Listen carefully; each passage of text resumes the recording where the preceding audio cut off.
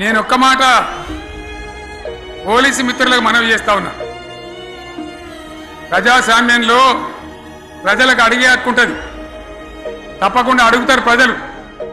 ఈ అడిగే హక్కును సోషల్ మీడియాలో బీఆర్ఎస్ కు సోషల్ మీడియా వారియర్స్ ఉన్నారు, వాళ్ళు బ్రహ్మాండంగా పనిచేస్తున్నారు, ఖచ్చితంగా అడుగుతున్నారు ప్రజల తరఫున.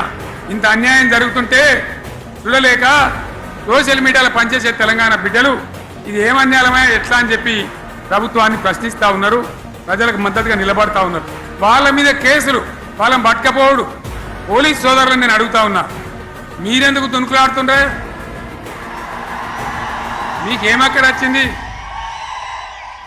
మీకొక్కటి చెప్తున్నా నేను,